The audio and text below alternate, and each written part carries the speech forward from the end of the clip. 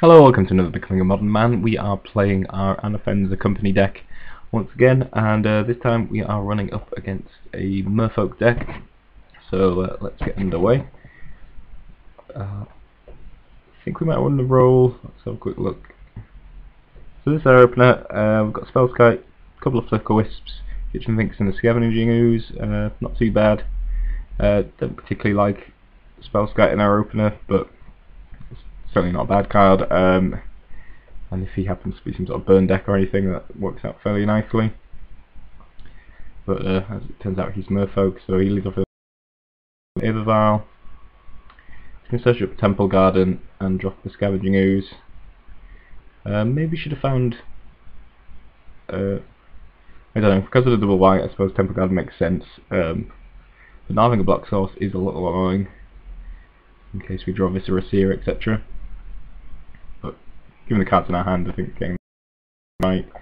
Pump has a Silvergill Adept, revealing a Curse Catcher in hand, so he's going to be able to drop that in as well with his Vial.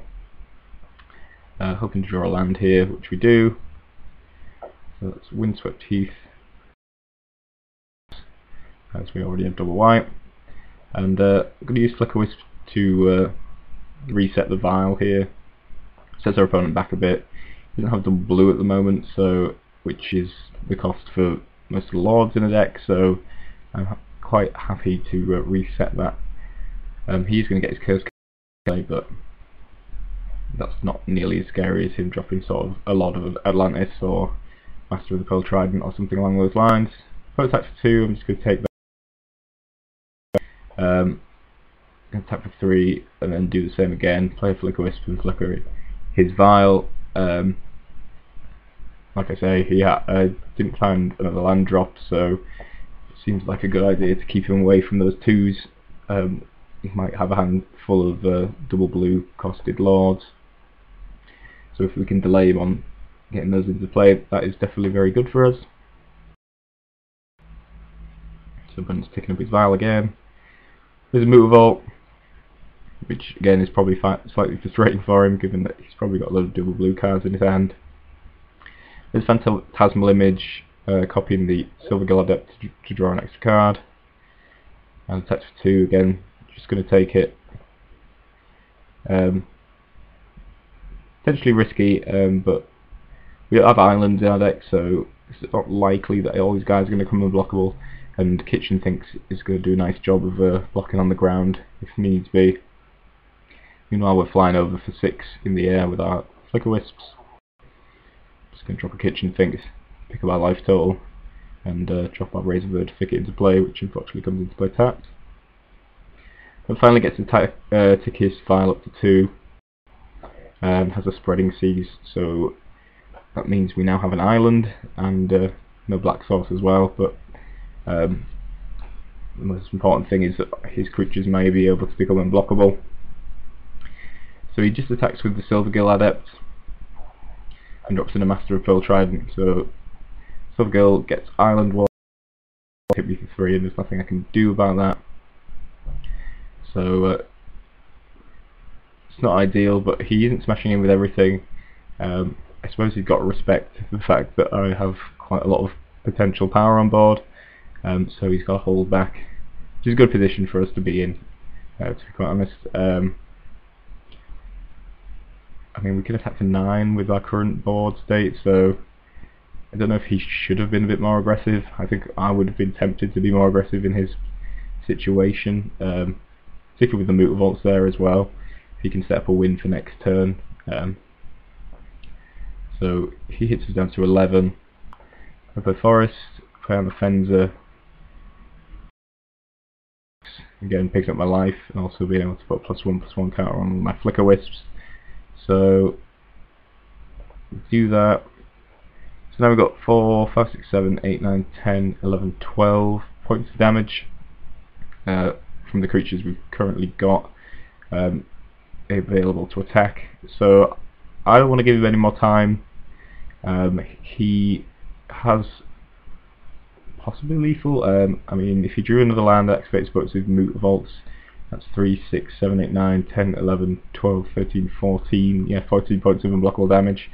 So that is scary. So I need to sort of force him to sort of throw away some guys. So I'm attacking with all my guys, and our opponent doesn't block, and it gives up the game essentially. Yeah, I think we were in a winning position from there really. Had we not attacked with everything, we left ourselves open to being blown out essentially. He could have potentially drawn a land and activated both his Moot Vaults and attacked with all his guys, which would have killed us. But yeah, just needed to force the issue, which we did, and managed to pick up the win there. So let's go on to game 2. Let's get rid of that.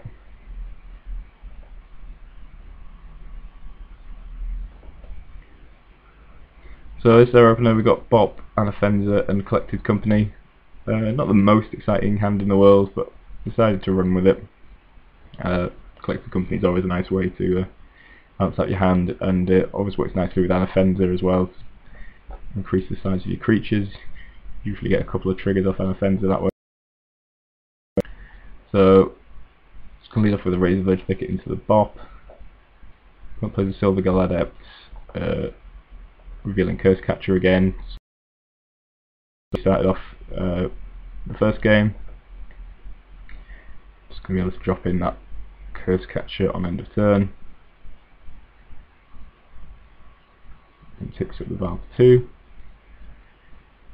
Activates Moot Vault, attacks with all these guys. Not really interested in blocking at this stage. I think Anafenza is a little bit too valuable. But our opponent has a Lord of Atlantis, so we take 8 points of damage there. 12. So that's definitely painful. We draw Abrupt Decay, which is nice. That's a way we can answer this Lord and potentially make his creatures blockable again, which is good for us. One plays a Silver Gull Adept, time revealing Merfolk Regery. Not too surprising that he's got a Merfolk Regery, given that he sticks up his Vial for 3. So kind of saw that coming regardless. Abrupt Decay, the Lord of Atlantis, he drops in a Merfolk Regery. So he ends up attacking for 5. I still don't want to really trade off my Anafenza, so we just end up passing the turn. Our opponent plays another Curse Catcher, which again is fine. I'm not looking in great shape. Fetch up, going down to 6. I play at Bop, and then I'm looking to Collected Company. I assume we're going to try and do it at instant speed, unless I was worried about counter magic in particular.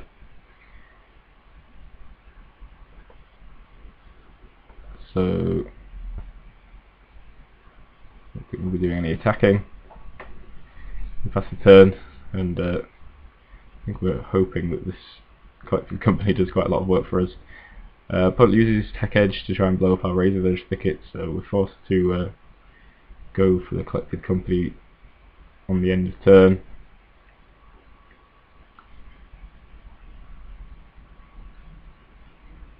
Sorry, it's been a bit laggy here.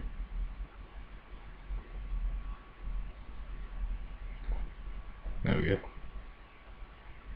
Okay, so yeah, we tap down, play Collected Company. Only 2 things on offer, unfortunately, Anafenza and Kitchen Finks, and we already have an Anafenza. It's still worth dropping into play though, because you'll get an additional trigger. Well, an additional couple of triggers. Well, 1 trigger, I suppose. 1 additional trigger off the new Anafenza. So we get 3 triggers from the Anafenza. Put 1 on the Bop, put 1 on the Finks, put 1 on Anafenza, I think I did. Not that it makes a huge amount of difference. So we've got a decent number of creatures, but we're still very much behind on the current board state. We'll play Spreading Seas, draws a card, not particularly relevant. I've probably been tempted to attack with his Volt if I was him. So he attacks with everybody. I'm going to kill the Regery with my Anafenza for me, and then I think I end up chumping with the Bop.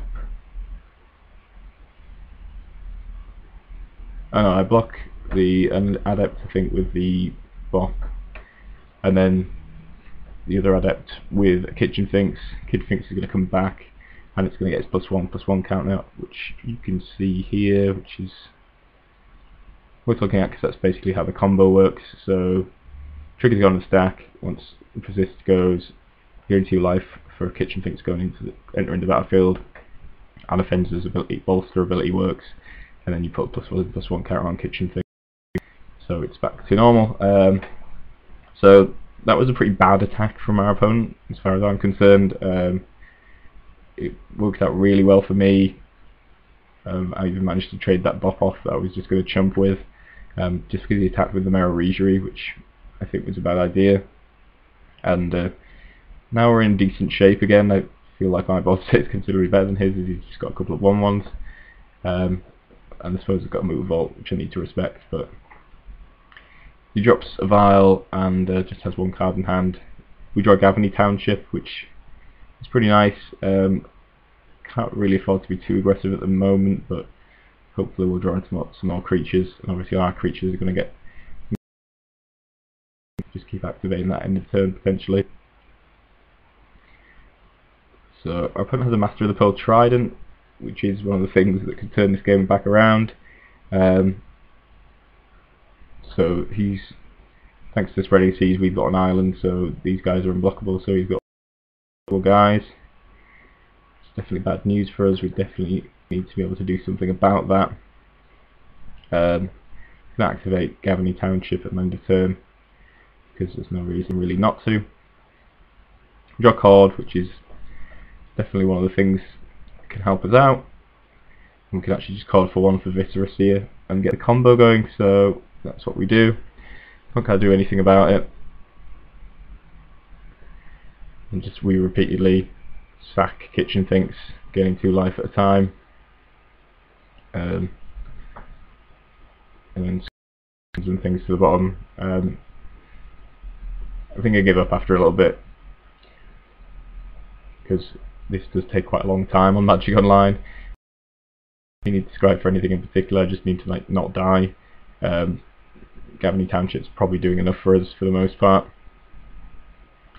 I mean, I suppose I would have wanted to search at Redcap if I had all the time in the world, and then we could have killed off his guys as well as actually just won the game. But yeah, so we managed to actually bust out the combo there for the win at the end. Probably could have stabilised in some other ways as well, but yeah, nice to see the combo in action. I'm not sure if I managed to show that in some of my other videos, so yeah, that was the combo in action. Didn't manage to get the kill because our opponent ended up conceding, but it was sufficient anyway to manage to pick up the win in game 2.